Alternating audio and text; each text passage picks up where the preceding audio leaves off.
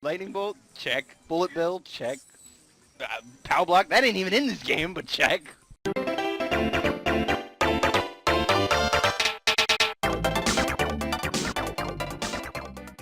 When it comes to the world of video games, few get me more excited than the Mario Kart series.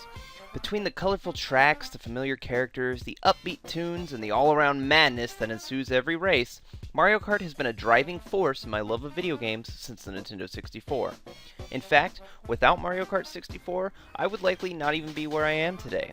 See, all because I joined an old Mario Kart message board back in the day, I was able to meet somebody that one day led me to being introduced to all of my best friends here at AdamantDitto. You could say AdamantDitto and my relationship with my best friends in the world wouldn't even exist if it wasn't for Mario Kart. So you can see why I have a bit of a soft spot for the series. With all the hype surrounding the upcoming Mario Kart 8 and my recent Matt's Mario Kart May, it got me thinking, just how would I rank the current Mario Kart games? I love almost all of them, but which do I love the most? Well, I sat down, did a lot of thinking, and decided to put the 7 console Mario Kart games in order of how I love them. I don't have much experience with the 3 arcade entries in the series, so that's why they're being omitted from the list. Sorry if Mario Kart Arcade GP2 is your favorite, but I've only played that one once. Anyway, sit tight, because I'm about to gush. This is my top 7 Mario Kart games. Number 7. Super Mario Kart. Starting off my list is, ironically enough, the game that started it all, Super Mario Kart on the Super Nintendo. I know many people have a lot of fond memories of this game and consider it one of the best games on the Super Nintendo, as well as one of the best in the series. But I'm sorry, I disagree. Maybe it's because I didn't grow up with the Super Nintendo, but Super Mario Kart is just kind of okay. I mean, sure, if you get some buddies together, it can be fun, but for the most part, the computers cheat too much, and tracks are all flat, boring, and very samey looking. I know a lot of that has to do with the hardware limitations, but with each new entry in the series, Super Mario Kart just becomes more and more dated.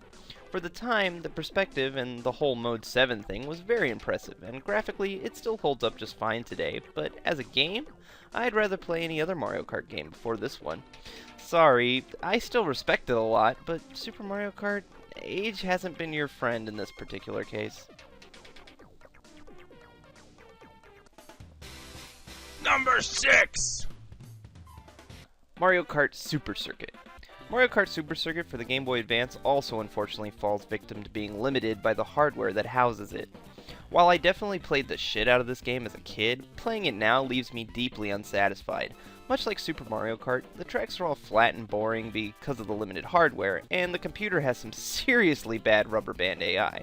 To the game's credit, some of the tracks at least look more interesting than in Super Mario Kart, such as Cheeseland, Ribbon Road, and Sunset Wilds, and the game does have a very good sense of speed when you're playing on 150cc, especially for a handheld. Plus, this game has a really good soundtrack, one of my favorites for the Game Boy Advance. But, for the most part, I think the game is a snooze fest. The only reason I rank this one above Super Mario Kart is because you can unlock all the Super Mario Kart tracks in Super Circuit, essentially making Super Mario Kart unnecessary to own. Number 5. Mario Kart Wii. Okay, now we finally get to the point of the list where I can actually do some gushing instead of lie to you about gushing and instead talk shit about games that are 20 years old. Mario Kart Wii is the 6th entry in the series, and while I have it ranked pretty low on the list, I still really enjoy it. Bumping the amount of racers on the track from 8 to 12 is something I wanted ever since Mario Kart 64, and I think it really adds a lot to the game. The problem is, they didn't balance it properly. Too many of the items affect the whole track or are overpowered, and because anybody behind 3rd place are capable and in fact are more likely to get these items, added to the fact that there are now 4 more racers on the track using items, races can get a little too hectic. The item system could have been balanced much better, and since Mario Kart 8 is also returning to the 12 racer structure, I hope they learn from past mistakes. But despite the poor item system and the fact that motorcycles are way better than karts, I think Mario Kart Wii is a lot of fun. The tracks are some of the best in the series, even though it took me a while to get into them. And as you may have noticed, the courses can really make or break Mario Kart for me. Thankfully, Mario Kart Wii introduced such classics as Maple Tree Way, Coconut Mall, and my personal favorite, Koopa Cape. It's far from the best entry in the series, but there's a reason it's one of the best-selling games of all time. Mario Kart Wii is simply a blast. When you're not getting hit by power blocks and lightning clouds, that is.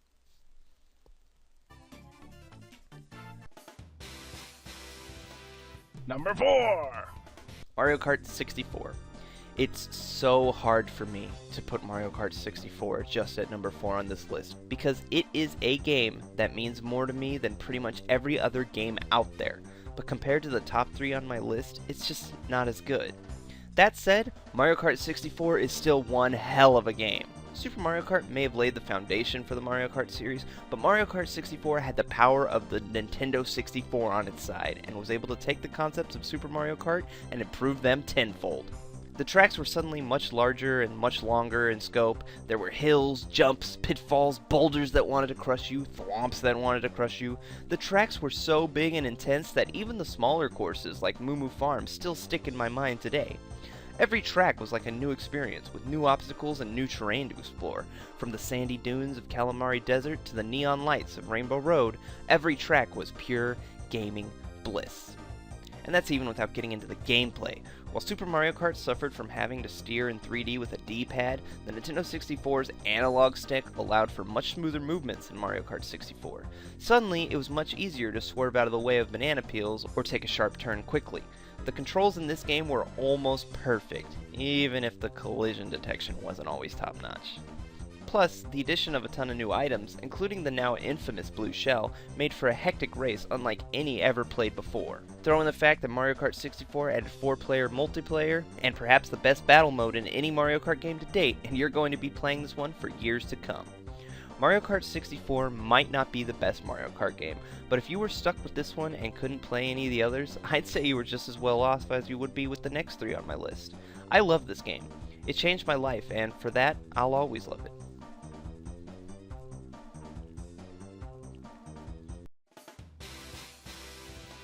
Number 3. Mario Kart 7. The newest Mario Kart installment is also one of the best. Mario Kart 7 is pretty much the game all the other Mario Kart games were leading up to. It takes the idea of picking karts from the last 3 games and ramps it up to 11 by allowing you to customize individual elements of the kart. Not only do you get to choose the frame, but also the wheels and the gliders because, oh, gliding is a thing now too! While it seemed a bit gimmicky at first, the addition of aerial segments and underwater segments were welcome additions to the Mario Kart franchise and really made track design seem that much more varied. Seeing old tracks revamped with the ability to go underwater or fly from high distances is a real treat, even if it sometimes takes away some of the fun of the original track, like with Koopa Cape.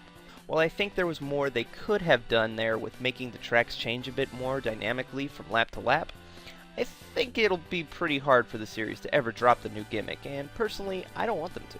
Mario Kart 7 also took the online multiplayer from Wii and gave it a few tweaks. Being able to make your own communities for just you and your friends with custom items and rules is a fun addition, though not as fleshed out as it could be.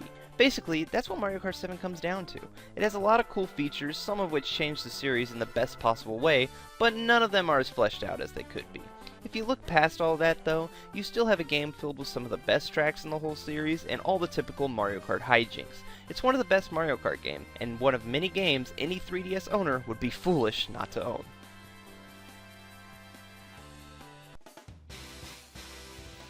Number 2. Mario Kart Double Dash. In many ways, Mario Kart Double Dash is the black sheep of the Mario Kart series. It came out on the GameCube during a time when Nintendo was going through their weird experimental college phase, trying all kinds of interesting new things with their franchises. Zelda went cel-shaded, Mario and Luigi strapped some machinery on their backs, Metroid went first person, Fox started walking to work, and Mario Kart decided that 2 was better than 1, and we got 2 characters per kart. This 2 characters in a kart gimmick would go on to be the most unique aspect of Mario Kart Double Dash, and one of the reasons it's number 2 on my list. Get it? 2? Because there's double that? Never mind. As a fan of the Mario series of characters, it's always tough to decide which to play as. Sure, I normally go with Toad, but Diddy Kong's in this game. How can I not play as Diddy Kong? Well, thankfully, I don't have to choose between the 2 because I can use both! The game features 20 characters, each with different weight classes and special items, making the combinations near endless and different every time. Maybe you want the power of Bowser's shell, but also want to use Waluigi's Bomb, so you pick those 2. Perhaps you want to use Mario's Kart, but also want to play as Paratrooper. Well, you can do that too. It might not seem like a big deal now, but it added a lot of charm to the game, and made selecting characters with friends a battle to see who could get who first. Double Dash also marked the first time there was a variety of karts to choose from in the series. Sure, it wasn't as impactful as it would become in later games, but it was a nice little feature that I'm glad they decided to implement. Perhaps my favorite thing about Double Dash, however, is its great sense of speed. While the other games in the Mario Kart series definitely have their own thing going for them, and can feel like you're going fast in some of the higher CCs, Double Dash just seems to feel so much faster. I can't really explain it, but playing all these games one after another to make and edit these videos, I definitely think Double Dash is the fastest, and that's important with a racing game. Mario Kart Double Dash is a unique entry in the series that tried a lot of new things, and for the most part, they all worked out for the best. While I can't say that I absolutely need to see the two characters or special items come back, I'm glad I got to experience at least once, and on a game with lots of cool tracks, a great soundtrack, and a fast sense of speed, Double Dash is a classic in my eyes. One of the best games for the GameCube, and the second best Mario Kart.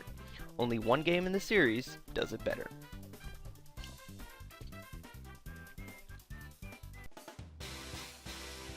Number 1. Mario Kart DS. When it comes to Mario Kart, in my opinion, Mario Kart DS reigns supreme. So many features that would become staples of the series were introduced in this game.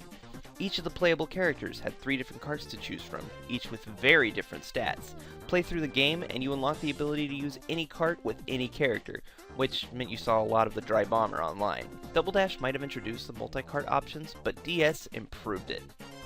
Then there's the track design. You already heard me gush about several of the tracks in my Best Tracks video, but I feel like it's worth mentioning again. The game has some of the best tracks in the whole series. Sure, Figure 8 Circuit and Yoshi Falls are boring, but every track after that is a classic, and I love them all. Not to mention, this was the first game since Super Circuit to have retro courses from the past 4 Mario Kart titles. After you completed the new tracks, there were 16 more tracks you could race on, many of them for the first time in 3D. It's a feature that has been in every game since, and it all started here. On top of that, the game also had an online mode for the first time not just in Mario Kart history, but Nintendo history. You could play online with 3 friends or race against random people. Okay, sure, it was a little bit of a pain to actually connect to matches, but it was their first attempt. It was cool being able to play with my friends in other states for the first time. Playing with strangers was also fun until the dreaded snaking became so rampant. Some people would say that Mario Kart DS is the only Mario Kart game that requires true skill because of snaking, but I don't agree. I think it's an exploit gamers just use to their advantage, like wave dashing in Melee. It's not meant to be there, you're just kind of cheating the system. I mean, hey, if you can do it, more power to you, but I wasn't sad that snaking was removed from future games. If playing with other people wasn't your thing, Mario Kart DS also had a unique single-player campaign in the form of mission mode. The game would give you tasks like racing through checkpoints or driving backwards, and you tried to complete them as fast as you can. There were even boss battles at the end of each set of missions.